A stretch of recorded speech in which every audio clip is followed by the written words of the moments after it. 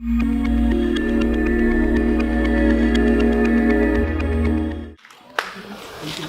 I need to say my name is Anne? I'm the founder of the Speaking Academy, a place that helps people get ready for the moment of leadership. Today I'll tell you a little bit about the adventures, the transitions, and the lessons I learned throughout my journey. Nice way to say fuck-ups, right? 1996, I had just failed my law school exam. And I told myself, I'm going to Wonderland. I was a little directionless. I had no money, but I was super enthusiastic. Wonderland for me was the US. Denver, Dallas. I was a nanny by day, a student by night. I worked full-time, I studied full-time. I was studying communication, psychology, and social sciences. Because yes, in America, you can. I loved it. Every single day of it, every subject of it. My first course was public speaking. Coming from law school in France, you can imagine the difference.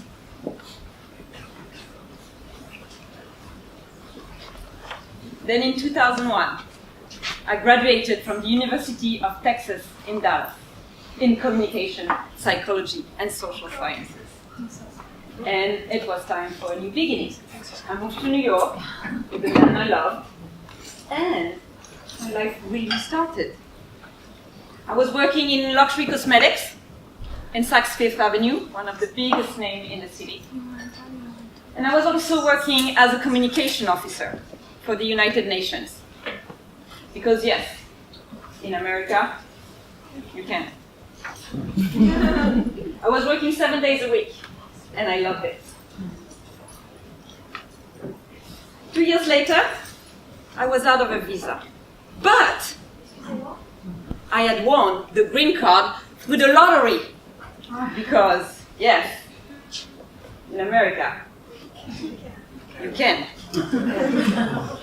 I got this letter that said, you have been selected to get a green card through the lottery. We select more people than we have green cards, but we'll be in touch as soon as a green card comes available. I was home. New York was my home. America was my mentality. My life was the right life for me. I was on my path. So I thought, I'll go to France for just a couple months. I'll see my family and be back in America, home, in no time. I went back to France. A few weeks later, my boyfriend met someone else. And I never heard from the immigration officer. I tried to call and call and call. And one day I reached someone, and they said, sorry, ma'am. It's too late. You should have called earlier. You need to reapply. I was back in France, right where I had started 6 years before, with no job, no direction, not the right mentality. I was not in the right place for my mindset. And I had to stay. This is the period I call the 3 F's. Fuck-ups, fear, and failure. But I still had my diploma. This great diploma in communication, psychology, and social sciences. Communication, psychologie, sciences sociales? C'est quoi ça?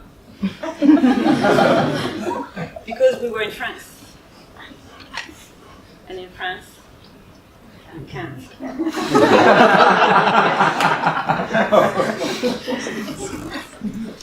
It was not an easy period. And it was not a lesson learned yet. It took me a really long time to recover. took me a really long time to find my strength again, find my motivation, and find my self-confidence. Eventually I did.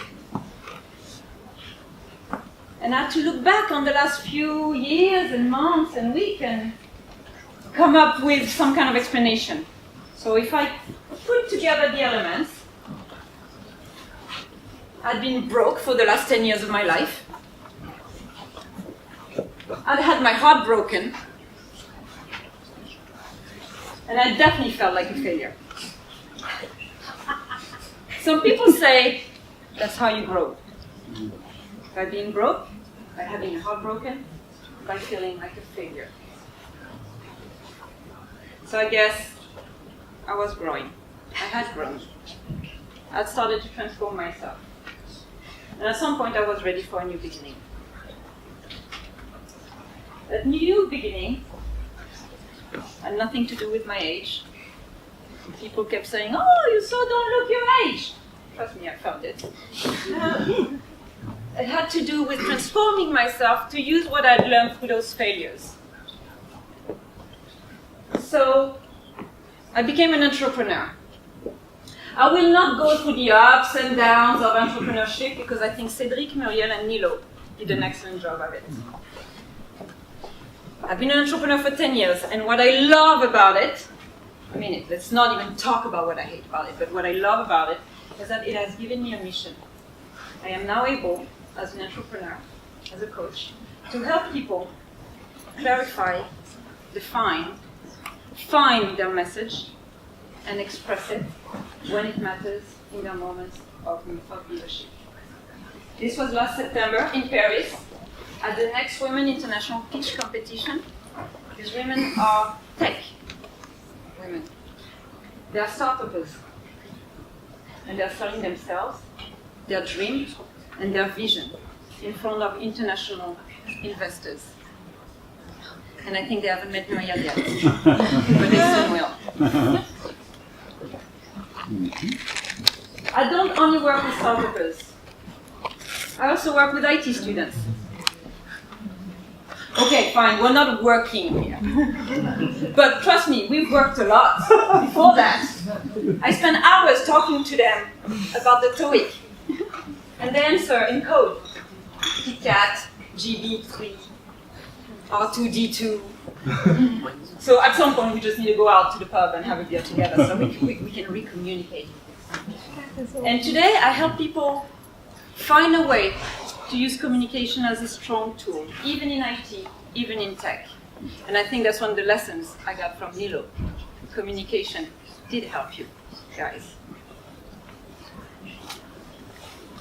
My friend Winston says something really interesting that at the end of the day is one of the things I want you to remember. Success is the ability to go from failure to failure without losing your enthusiasm. I will not keep my clients, my students, or my partners from failing. It is part of life. It will make them grow. It will help them transform. But what I can do is help them keep their enthusiasm despite the failure. And that's what my mission. And if I really look back on the last 20 years, I think there's one thing I learned that I want to share with you today.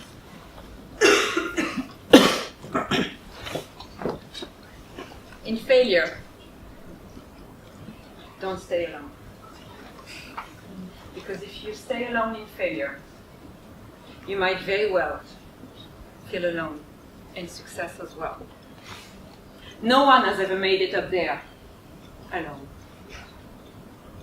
So do not stay alone.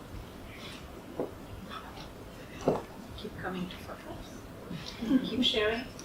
Keep cool with yourself. And never, ever lose.